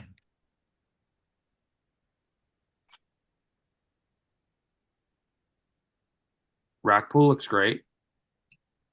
Good lockout. Under control. Every rep looks the same. Don't be afraid to push the weight on these. The rack pulls are going to be your heaviest deadlift variation, most likely. That looked easy. It was just I've been going lighter because of my shoulder. I was trying to figure out what was wrong with it, but Was there pain there? no, not really. Okay. I messed it up a while back, and I'm trying to figure out what exactly irritated it. So that's why I was going slower on some of these or lighter, but that was just a warm up set. Don't worry about that was a I'm holding these at 2 videos. Just because we're getting more and more people on these, and I want to get to everyone. So no, that's totally fine. When we talked last week, you said submit a bunch of stuff, so I just threw it all in there because we were talking about the shoulder issue. So no problem. Was there pain on these? Slight, but not horribly. It's just I can tell it's irritated. When you get pain, where in this rep does it happen? Right about off dead bottom. Okay, so odds are, let me see how you're unracking. Am I like not rotated my shoulder blades back enough or?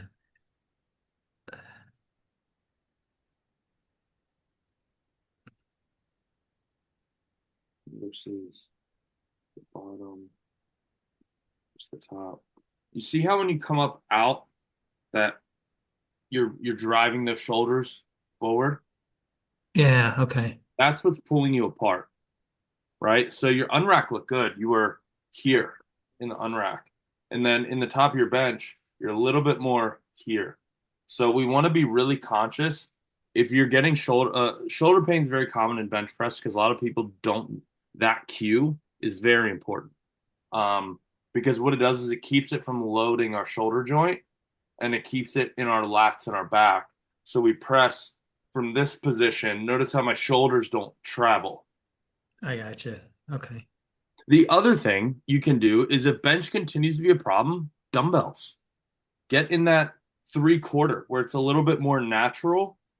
I rarely barbell bench anymore. I do it occasionally in off season, but typically my bench, unless it's incline, is almost always either the neutral grip Swiss bar or dumbbells because I tore a labrum years ago in the military. Okay. Not even in the gym.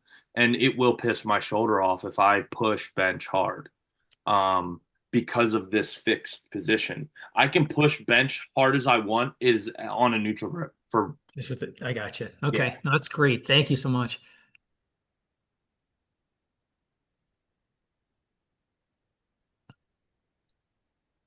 rack pulls, review those. Chest supported. I'm just gonna skip these so we can keep going. Yep, that's fine. These are, I have confidence with how you're moving that you're probably doing those just fine anyway.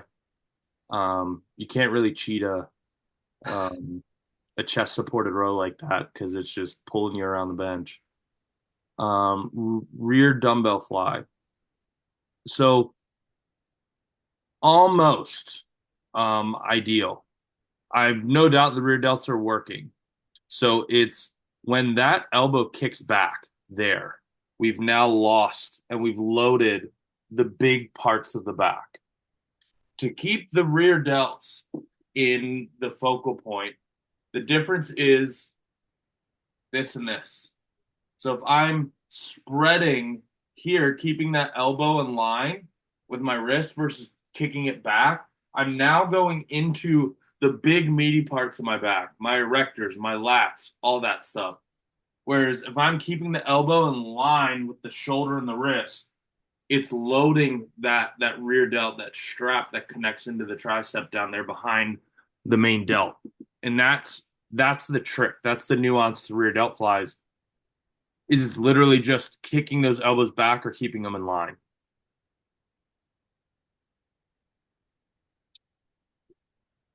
Mel, clean and press follow up. Yes.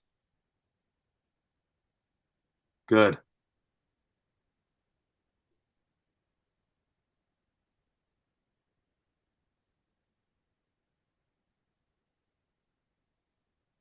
So with the strict press, it's not the push press or the elbows high front squat rack position. The strict press is wrists over elbows. And we get into thoracic extension. So you catch, you land, then you get into that strict press position, and we drive here. So we use the chest, we use the delts, we use all of the shoulder, and we stabilize with the back. So rear delts, they're a huge stability factor in overhead. Big overhead pressers do a lot of rear delt work because they're doing a big chunk of the stabilization. So when you clean and you land and you want to strict press, if you don't want to do a push press with leg drive, get into a stacked position here, squeeze your back together, get into some thoracic extension, squeeze your butt, drive, then head comes through. Strict press is a slightly different form than a push press because it does have different mechanics.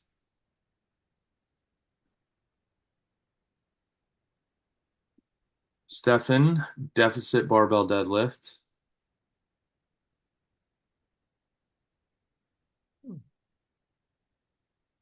Out front, you see that bar rolled in towards you. So Stefan, no touch and goes because I want you to ingrain your bar path and setup. You're virtually stiff legging these. So we need to get that leg drive in there. We want to lower hip position slightly in the deficit deadlift. They're harder. So you're gonna have to fight to maintain that posture, that neutral lumbar like you have here. But we do want to load the quad to assist with that off the floor power on a regular deadlift. So that first pull. How about those plates that he has like he's stepping on his feet? Did you see them? What about them? But why does he have like those plates under? Oh, because it's barefoot? It's a deficit deadlift. Oh, I didn't see rated. Sorry, my bad. Yep. He's Never elevating his height to create the deficit. And that's what you got to do. So bringing that butt down, if you look, when he drives, he didn't keep that position and his body went into the position it would pull at a regular deadlift height. And that's where the variance is in that deficit. You've got to fight to maintain that position so the quad drive still exists.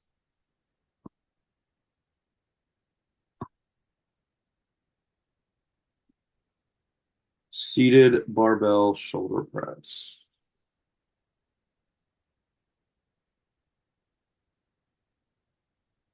Good. You're nailing these, man. Good range of motion. Elbows aren't coming back behind the bar, really. You're driving up. Yep, finishing up over your head. Well done.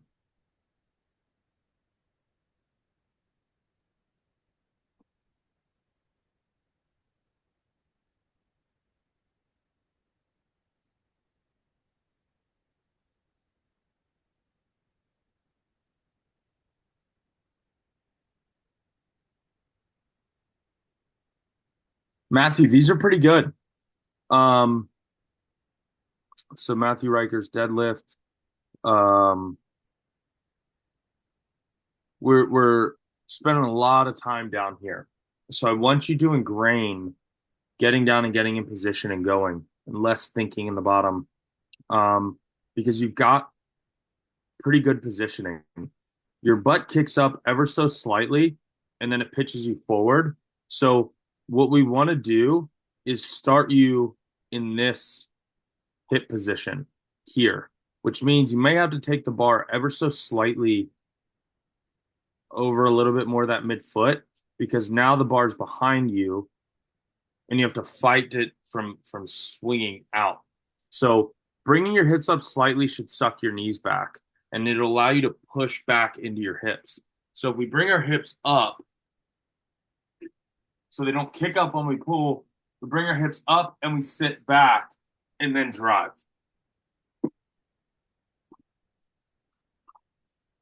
Just subtle change here, man. You're right there. Mindy, conventional third set.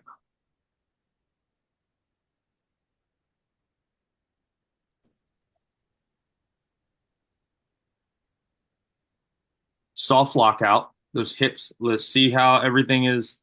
See how we're still behind. Those hips aren't all the way through. We're not extended. We're not completely locked out. So I do want to see you squeezing the glutes, getting those hips all the way to lockout.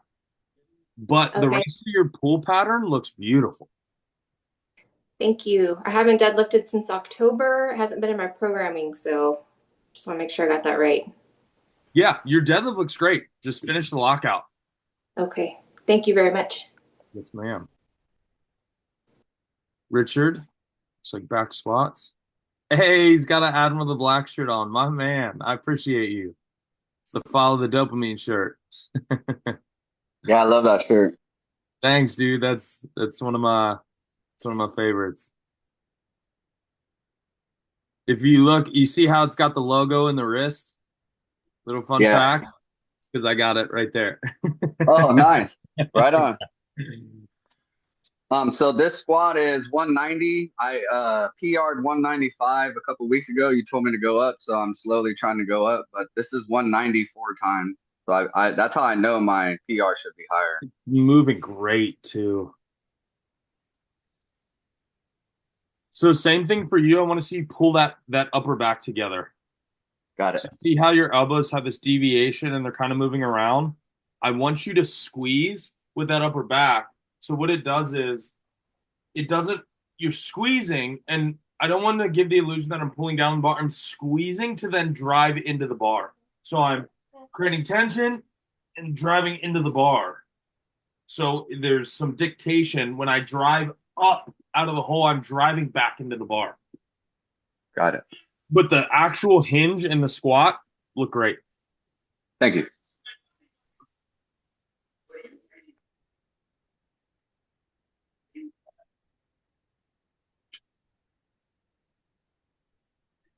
Boom. Yeah. These are fucking awesome, dude. Keep ticking along with these. You're doing these great. Thank you. And then I have a question with the front squats. Are you when you use your wrist wraps personally? So like I was wondering, I had a question in the thing, but I'll just ask it now. Are you using them only at a high weight, or are you doing it constantly? Once I get through like my first workup set, I put them on I'm sorry, warm up set. So like I'll go empty bar, then I'll throw in 45s, and then I'll do that, and then I put the wrist wraps on, and do them pretty tight around the joint base of the palm, so they pretty much come from here to here. I have really long ones though. I like long stiff. So it's really preference. What made you ask that? A lot of my pain went away from the last time I had submitted these. A lot of the pain went away, but I'm trying to play with like, do I have to have them on the whole time? Because towards the end of my working sets, I put them on during my workup and my warm up, and then I keep them on during my working sets. But towards the end, I almost feel like it's cutting off circulation because I have them so tight. So I was trying to see if there's maybe a way to like tweak it a little to where like I'm not feeling that so much towards the end. You take them off in between sets? Oh, okay. No, I usually just leave them on the whole time. Dog, I take them off as soon as I'm done. Okay. I rack, and then I do belt. If I'm wearing a belt, I'll do belt, then wrist wraps come off, and then I just wrap them very, very loosely so they even slide. And then when it's, I don't know, about 20 seconds before I'm supposed to go again, I do my wrist wraps up. Got it. Okay, cool. Yeah, and then also, do you use them at a heavy bench press, or do you just do them for all heavy pressing? Okay.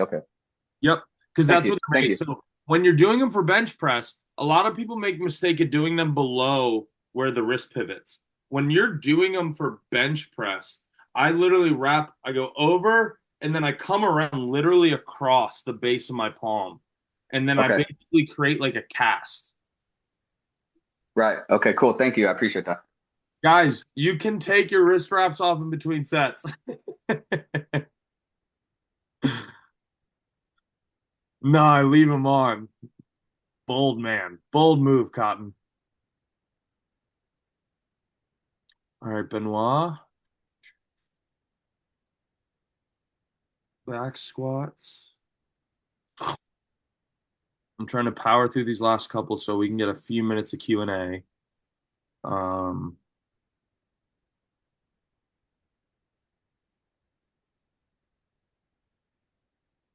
Good effort.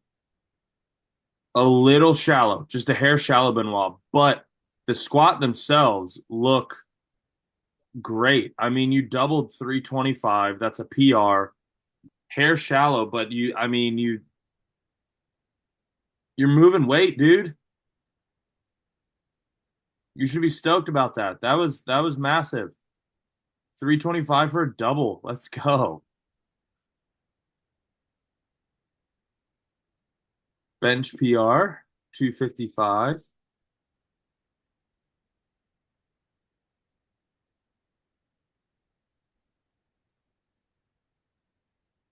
Screwing his back in, getting his shoulders set. I like this.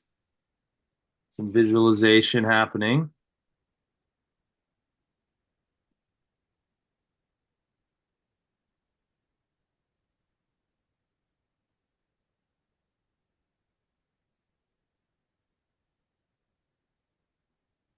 That moved fast, dude. That PR had some pepper. There's nothing like a PR with more in the tank. That's one of the best feelings. Like, yeah, there's more there when I want it. Well done. Joe Sherlock deadlift.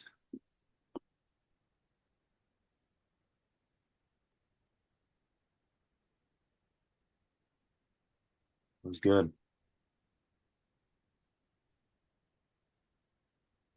I'd like to see you set that lumbar a little more rigid, almost more exaggerated, that cat-cow cue. I can see it load. It's not a catastrophic amount of flexion. It's not terrible. But I'd like to see a little bit more of a pronounced set of that lower back to get into flexion and then bearing down, or get into neutral and then squeezing on it. That cow cue you've heard me talk about is a good way to practice the activation of that cue. But your actual pull itself looks really good. I like it.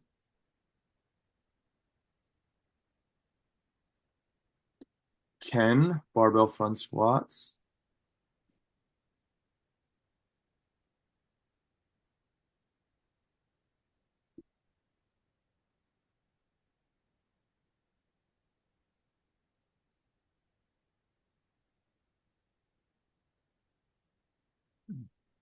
If my Wi-Fi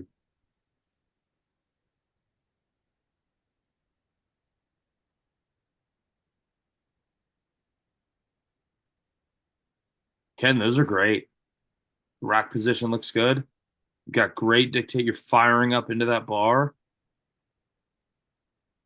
Foot width looks amazing. Depth is good. You nailed these, man. These look really, really good.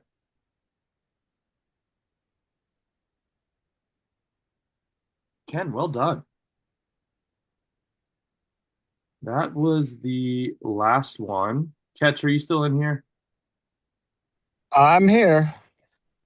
All right, let's go to Ketch's absolute catastrophe of The first clean and press about 11 months ago, probably. yes. And then after Nick gets to roast it, because it's very fun, I'll share with you guys why I wanted to put It's this all in. the way to the top. It was at the top?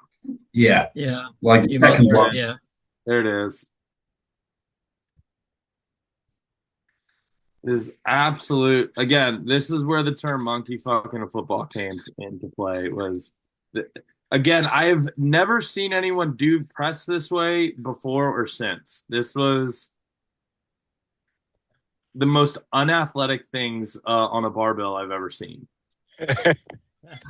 And like the scary part is that reproduced 3 times. Oh, come on. That made babies. Show it again. I hope your kids are smart. Because you did not set them up for success with athleticism.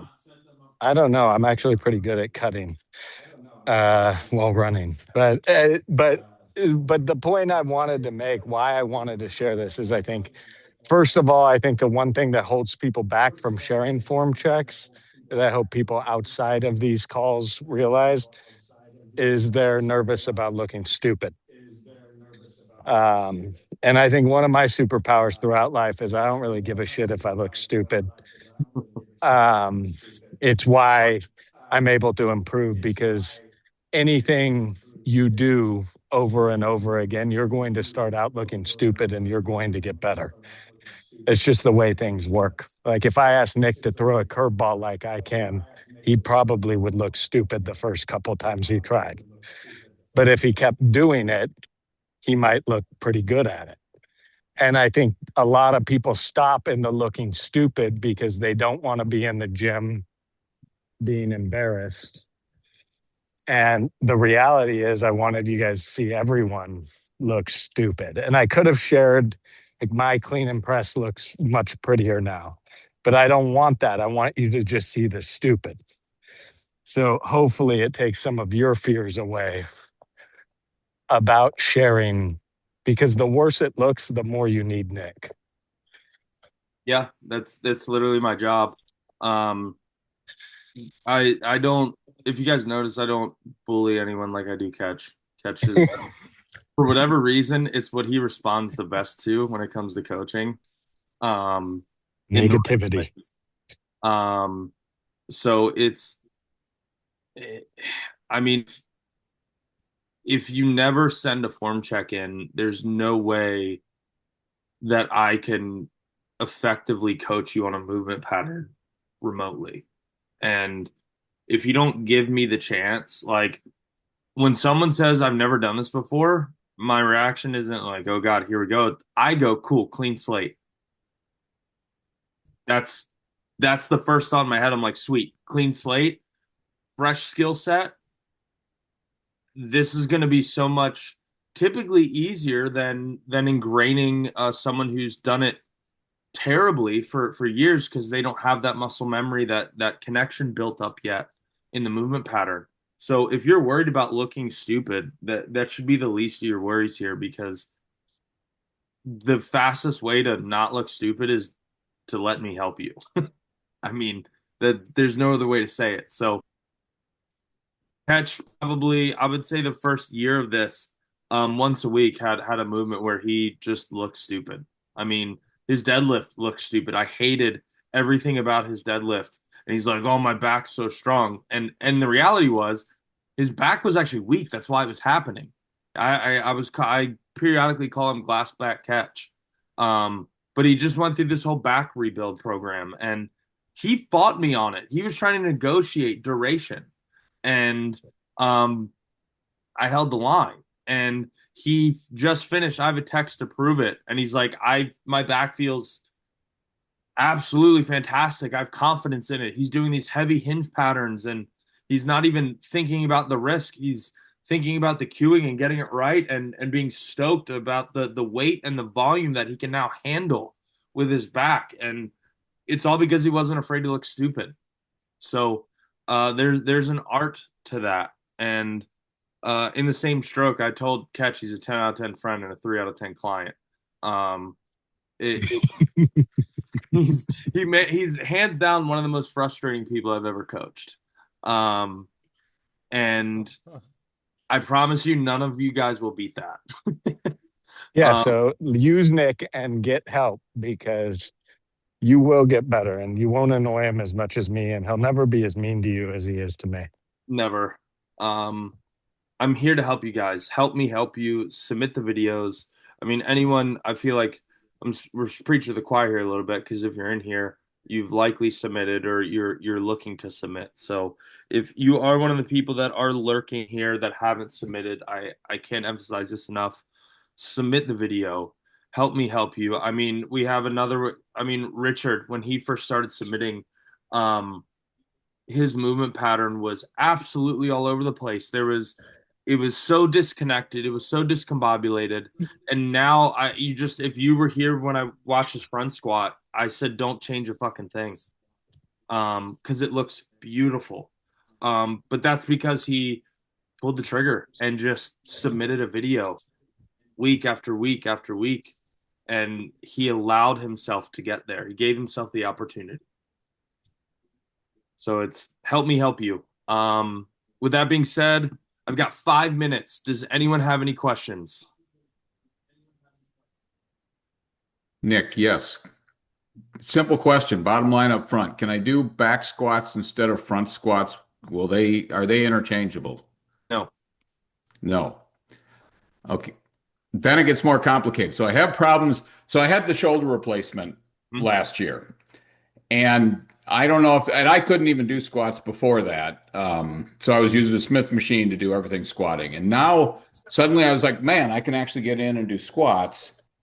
But what I realized, I started going up in weight, I'm holding all the weight on my arms. I can't get the bar back far enough to get where it's resting my shoulder. And I don't know if that's because the shoulder replacement, my shoulder is formed differently now. But I can do back squats. Then I've got all the weight on my present when I talked about the strap cue, the strap technique. Use this. So if I do the straps, If you have and work on getting that up there. shoulder injury that you can't build that mobility through work, use the straps and use them as handles, and it displaces you from being pinned in here and in that ideal rack position. It allows you to get the bar in the same placement, but you hold the straps, you crank your hands in, make a loop, come up underneath the bar.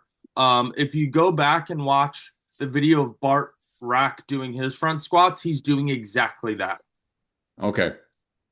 All right, so I'll try that. They're not interchangeable due to the degree of the difference in leverage. Front squats are harder because they're a front displacement of weight, whereas back squats, we have a leverage advantage. Okay. Yep. Makes sense. All right, thanks. I believe in the Ketch, are the masterclass videos live yet, or the new ones? Yeah. No.